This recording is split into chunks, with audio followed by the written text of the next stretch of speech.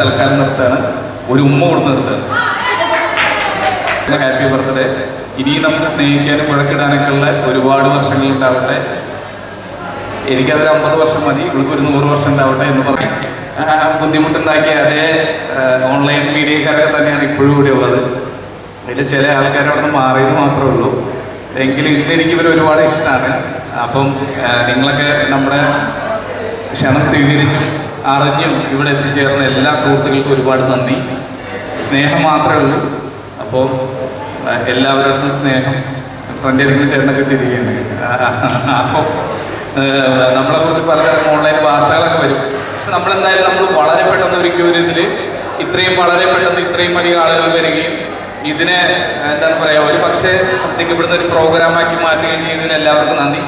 Especially ഇതിൻ്റെ MC ആയി ഞാൻ ചെയ്യണമെന്ന് പറഞ്ഞിട്ട് ചെയ്യാൻ പറ്റാതെ ഓടി വിളിച്ച് അവസാനം സിജോനെ ഞാൻ ഏൽപ്പിക്കുകയും ആ മൈക്ക് തട്ടിപ്പറിച്ച് ഇത് ചെയ്യുകയും ചെയ്ത നന്ദനയ്ക്കും ഒരുപാട് നന്ദി.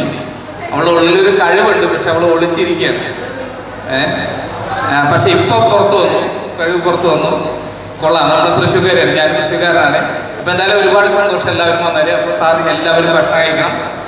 എല്ലാവർക്കും നന്ദി. ഇത്ര മാത്രമേ എനിക്ക് പറയാനുള്ളൂ.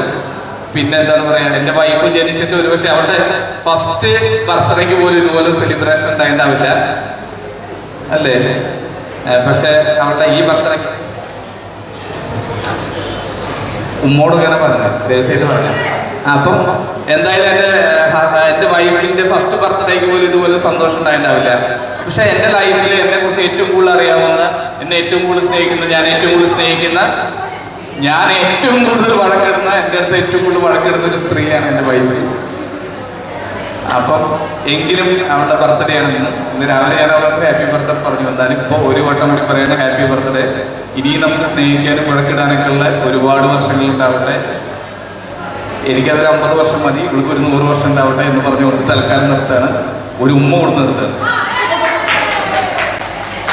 Thank you all.